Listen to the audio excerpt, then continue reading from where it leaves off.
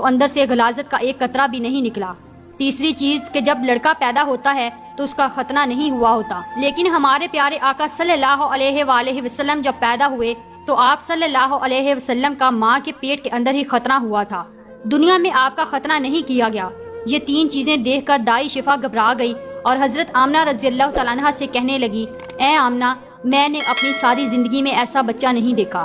حضرت شفا نے حضور صلی اللہ علیہ وسلم کو اپنی گود میں لے کر ایک طرف زمین پر لٹا دیا۔ دائی شفا نے جیسے ہی حضور صلی اللہ علیہ وسلم کو زمین پر لٹایا تو حضور نبی کریم صلی اللہ علیہ وسلم نے ایک جھٹکے سے کروٹ بدلی اور گھٹنے ٹیک کر سیدھے سجدے میں چلے گئے۔ یہ دیکھ کر حضرت آمنہ رضی اللہ تعالیٰ عنہ کی حیرانی کی انتہا نہ رہی۔ پورے 15 منٹ تک حضور نبی کریم صلی اللہ علیہ وسلم سجدے میں رہے اور پھر اپنا سر اٹھا کر آسمان کی طرف انگلی سے اشارہ کیا اور ساری دنیا کو بتا دیا کہ اے لوگو، اس دنیا کو پیدا کرنے والی ذات صرف اللہ ہی کی ہے۔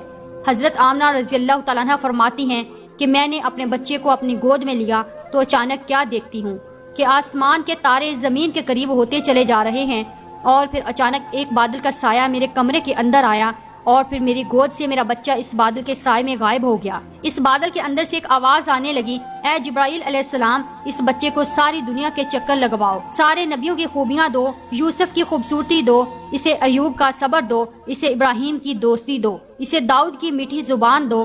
اور پھر حضرت آمنہ رضی اللہ تعالیٰ عنہ فرماتی ہیں کہ تھوڑی دیر بعد وہ بادل کا سایہ ختم ہو گیا اور میں دیکھتی ہوں کہ میرا بچہ میری گود میں لیٹا ہوا تھا۔ صبح ہونے والی تھی۔ دائی شفا نے باہر نکل کر حضور نبی کریم صلی اللہ علیہ وسلم کے دادا حضرت عبد المطلب کو خوشخبری سنائی اور کہا کہ اے عبد المطلب، تجھے پوتا مبارک ہو۔ یہ سن کر رات بھر کے جاگے عبد المطلب کی ساری تھکن جیسے ایک پل میں ختم ہو گئی ہو، اور وہ اتنا زیادہ خوش ہوئے کہ ان کی آنکھوں سے آنسو بہنے لگے، اور دائی شفا سے کہا کہ جلدی سے مجھے میرا پوتا لا کر دو۔ دائی شفا جیسے ہی حضور صلی اللہ علیہ وسلم کو باہر لے کر آئی تو نظر پڑتے ہی سب کے ہوش اڑ گئے۔ اس قدر خوبصورت بچہ آمنہ کے گھر میں پیدا ہوا ہے۔ سارے چچا بھی اپنے بھتیجے کو دیکھ کر بہت زیادہ خوش ہوئے، یہاں تک کہ جب ابو لہب کی باندی صوبیہ نے جا کر ابو لہب کو خوشخبری سنائی کہ اے ابو لہب، تجھے بھتیجا مبارک ہو۔ یہ سن کر ابو لہب اتنا خوش ہوا کہ اس نے اپنی باندی صوبیہ سے کہا، جا، میں نے تجھے بھتیجے کی خوشی میں آزاد کر دیا۔ حضرت عبد المطلب بہت بوڑھے ہو چکے تھے، لیکن پھر بھی مارے خوشی کے اپنے پوتے کو گود میں لیے کعبہ کی طرف دوڑتے چلے جا رہے تھے۔ سارے مکہ والے بھی خوشی سے نعرہ لگاتے ہوئے حضرت عبد المطلب کے پیچھے چل رہے تھے۔ کعبہ کے پاس پہنچ کر عبد المطلب نے اللہ سے دعا مانگی، اے اللہ، میرے پوتے کو سلامت رکھنا اور اسے زندگی میں بہت بڑا انسان بنانا۔ شاید عبد المطلب کو یہ نہیں پتا تھا کہ ان کا پوتا تو وہ انسان ہے جس کی خاطر اس دنیا کو بنایا گیا ہے۔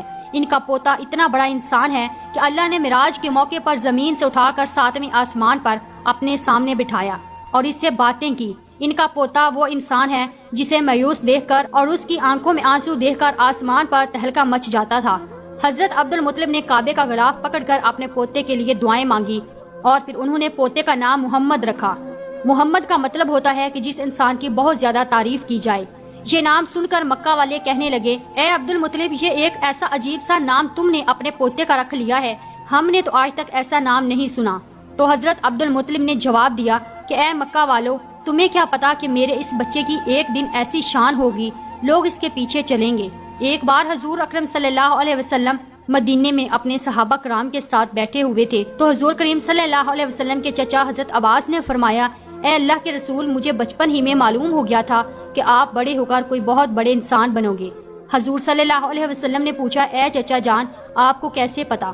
تو حضرت عباس رضی اللہ تعالیٰ عنہ نے فرمایا کہ اے اللہ کے رسول، جب آپ 2 مہینے کے تھے تو ایک رات میں نے آپ کو دیکھا کہ آپ چارپائی پر اکیلے لیٹے رو رہے تھے۔ میں نے آپ کو چپ کرانے کی کوشش کی لیکن آپ نے میری طرف نہیں دیکھا بلکہ اچانک آسمان کی طرف دیکھ کر مسکرانے لگے۔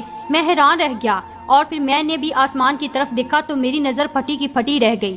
میں نے دیکھا کہ چاند آپ کی انگلی کے اشارے پر ناچ رہا ہے، آپ جدھر انگلی لے جاتے چاند ادھر کو ہو جاتا ہے۔ یہ منظر دیکھ کر میں سمجھ گیا کہ آپ کوئی عام انسان نہیں ہیں۔ حضور صلی اللہ علیہ وسلم نے فرمایا کہ ہاں میرے چچا جان، آپ صحیح فرما رہے ہیں کہ بچپن میں چاند مجھے کہانیاں سناتا تھا، میرے ساتھ کھیلتا تھا اور مجھے رونے نہیں دیتا تھا۔ سبحان اللہ، ایسے تھے ہمارے نبی کہ جن کے گھر میں اتنی غریبی تھی کہ ان کی ماں اپنے اس یتیم بچے کے لیے ایک کھلونا تک نہیں خرید سکتی تھی، تو اللہ نے چاند کو حکم دے دیا، اے چاند، تم میرے محبوب کے لیے کھلونا بن کر اسے کھلاؤ اور اسے رونے مت دینا۔ حضور صلی اللہ علیہ وسلم کی جس دن پیدائش ہوئی تو اس دن دنیا میں جتنے بھی بت تھے وہ سب زمین پر اوندے منہ گر پڑے۔ ایران کے بادشاہ کے دربار میں 1000 سال سے ایک آگ جل رہی تھی، وہ لوگ آگ کی پوجا کیا کرتے تھے۔ حضور نبی کریم صلی اللہ علیہ وسلم کی جس وقت پیدائش ہوئی تو ایک دم وہ آگ بجھ گئی، اور اس بادشاہ نے اپنے محل میں اپنی شکل کی 14 لائٹیں بنوا رکھی تھی۔ حضور صلی اللہ علیہ وسلم کی پیدائش پر وہ ساری لائٹیں دھڑم سے جا کر زمین پر گری۔ اگلے دن دوپہر کے وقت ایک یہودی آدمی اپنا کچھ سامان بیچنے کے لیے مکہ آیا ہوا تھا، تو اس نے آسمانوں پر دیکھا تو اسے وہ ساری نشانیاں دکھنے لگی جو آخری نبی کے پیدا ہونے کی نشانیاں تھیں۔ اس نے مکہ والوں سے پوچھا کہ آج کسی کے ہاں کوئی بچہ پیدا ہونے والا ہے؟ ان لوگوں نے بتایا کہ ہاں فلاں فلاں عورت کے ہاں لڑکا ہوا ہے۔